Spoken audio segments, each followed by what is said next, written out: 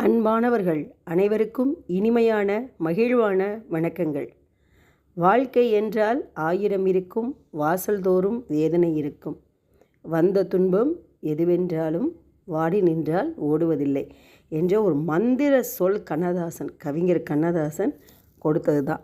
அதனால தான் அவரை கவிக்கு அரசர், கவியரசர் அப்படின்னு சொல்லி சொல்கிறோம். இதை உணர்த்தும் வண்ணமாக ஒரு கதை, ஜென் கதை. வாழ்க்கையில் பல சோதனைகளை அடைந்த ஒரு தொழிலதிபர் தான் மதிக்கும் ஆன்மீக குருவிடம் சென்று தன் நிலையை புலம்ப ஆரம்பிக்கிறார். குருவே, என் வாழ்க்கையில் எல்லாம் முடிஞ்சு போச்சு, எல்லாமே முடிஞ்சு போச்சு, எதுவும் சரியில்லை, மனைவி சரியில்லை, பிள்ளை சரியில்லை, தொழிலில் தோல்வி, வீதியில் நடந்து போகும்போது கூட யாரும் மரியாதை கொடுக்கறதில்ல, இனி நான் எப்படி தான் வாழ்வது குருவே என்று புலம்புறார். ஒன்றும் கவலைப்படாதே, நான் உனக்கு ஒரு மருந்து தர்றேன் அப்படின்னு குரு சொல்கிறார்.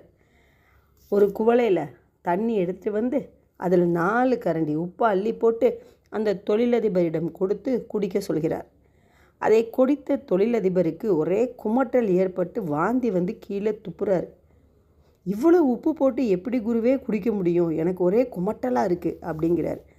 ஓ அப்படியா, இப்போ என்னோட வா அப்படின்னு அந்த குரு கூப்பிட்றாரு.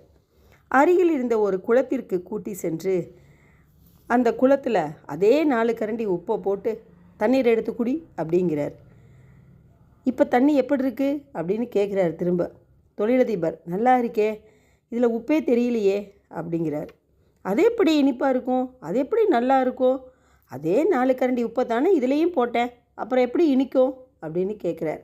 குரு, என்ன குருவே விளையாட்டு, அது சின்ன குவளை, அதில் 4 கரண்டி உப்பை போட்டால் குமட்டை தானே செய்யும், இது பெரிய குளங்குருவே, அதனால 4 கரண்டி உப்பு போட்ட இடமே தெரியல அப்படின்றார்.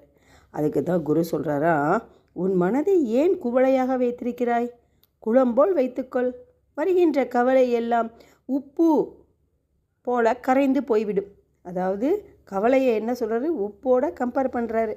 சின்ன குவளையில் போட்டால் மனசை சின்னதாக வச்சுக்கிட்டு இருந்தோன்னா, குவளை போல் மனசு இருந்ததுன்னா எப்படி இருக்கும், இப்படி தான் கவலைப்படணும். குளம் மாதிரி மனசை வச்சுருந்தா அந்த கவலைங்கிற உப்பு காணாமல் போயிருமில்லவா, உனக்கு ஏன் அப்புறம் குமட்டை வருது அப்படின்னு சொல்லி கேட்குறார். அதுதான் வாழ்க்கை.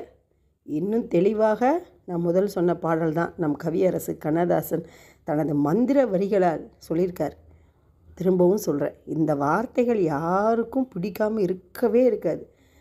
வாழ்க்கை என்றால் 1000 இருக்கும், வாசல்தோறும் வேதனை இருக்கும், வந்த துன்பம் எது வந்தாலும் வாடி நின்றால் ஓடுவதில்லை. இதுதான் உண்மை. இந்த உண்மையை தெரிந்து கொண்டால் வாழ்வில் என்றுமே சுகமே என்று கூறி உங்களிடமிருந்து விடைபெறுகிறேன். நன்றி, வணக்கம். வாழ்க வளமுடன், வாழ்க வையகம். இந்த வீடியோ உங்களுக்கு பிடிக்கும்னு நினைக்கிறேன். லைக் பண்ணுங்கள், ஷேர் பண்ணுங்கள் அண்ட் சப்ஸ்கிரைப் பண்ணுங்கள்.